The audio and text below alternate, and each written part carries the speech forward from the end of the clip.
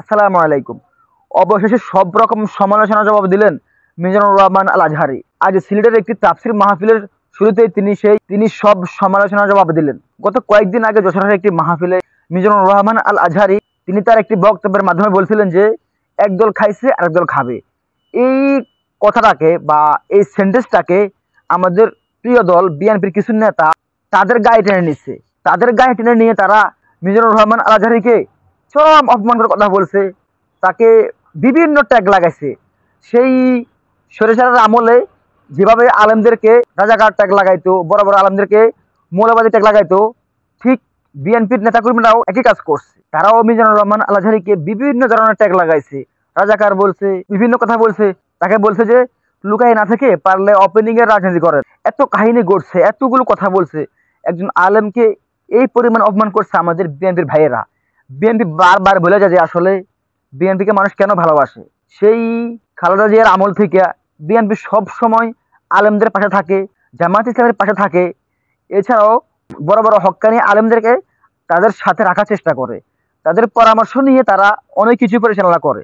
তো সেই কারণেই কিন্তু বিএনপিকে আমাদের সাধারণ মুসলমান আমরা যারা আছি আমরা অনেক ভালোবাসি, আমরা অনেক পছন্দ করি। কিন্তু সেই বিএনপি যদি আওয়ামী লীগের মতো, ফ্যাসিবাদের মতো ভারতপন্থী হয়ে তারা যদি আলেমদেরকে প্রতিপক্ষ ভাবে, তাহলে এটা বিএনপির জন্য, বিএনপির ভবিষ্যতের জন্য এটা ভালো কিছু বই আনবে না। কারণ বাংলাদেশের মানুষ চায় আমাদের নেতৃত্বে একজন আলেম আসুক। আমরা চাই আমাদের প্রত্যেকে, আমাদের ওয়ার্ড থেকে শুরু করে আমাদের সংসদ পর্যন্ত, আমাদের প্রতিটি সেক্টরে আমাদের আলেম থাকুক। এবং বিএনপির যে নেতারা আছে যারা ভালো দেশপ্রেমিক তারাও থাকুক। এখন যদি বিএনপির কোনো নেতা, কোনো নেত্রী যদি কোনোভাবে কোনো কারণে তারা যদি আলেমদের পিছনে লাগে বা আমাদের হুজুরদের পিছনে লাগে, তখন বিএনপির প্রতি আমাদের যে ভালোবাসাটা সেটা আর আগে জায়গায় থাকবে না। সুতরাং বিএনপিকে এটা বোঝা উচিত যে মিজানুর রহমান আল আজহারী আপনাদেরকে আন্ডার এস্টিমেট করে কোনো প্রকার কোনো কথা বলেনি। শুধু শুধু আপনারা তার কথাটাকে নিজেদের গায়ে টেনে নিচ্ছেন। মিজানুর রহমান আল আজহারী কাউকে ইন্ডিকেট করে কোনো প্রকার কোনো কথা বলেনি। তিনি বলছে যারা খায়, যারা দুর্নীতিবাজ তাদেরকে বলছে। এখানে তো বিএনপিকে তিনি বলেনি, তিনি তো নাম উল্লেখ করে বলেনি। এখন আজকের মাহফিলে তিনি সেই প্রশ্নের উত্তর দিচ্ছেন, তিনি সেই সমালোচনার কঠিন জবাব দিচ্ছেন। আশা করি বিএনপি এবার বুঝতে পারবে যে আসলে মিজানুর রহমান আল আজহারী কাউকে ইন্ডিকেট করে কথাটা বলেনি। তিনি বলেছেন যারা দুর্নীতিবাজ, যারা দখলদার তাদেরকে বলছে। বিএনপিকে মিন করে একটা কথাও বলেনি। সেই দখলদার বিএনপি হতে পারে, সেই দখলদার আওয়ামী লীগ হতে পারে, সেই দখলদার বিভিন্ন ছাত্র ফ্রন্টের যারা নেতা আছে তারা হতে পারে, সেই দখলদার ফ্যাসিবাদের দোষর হতে পারে। সুতরাং বিএনপিকে একান্তভাবে কোনো কথা তিনি বলেননি। আশা করি বিএনপি নেতাকর্মীরা এটা বুঝবে। আর যদি না বুঝে তখন তারা চরম ভুল করবে, যে ভুলটা বিগত বছরগুলোতে, বিগত 16 বছরে আওয়ামী লীগ করছিল।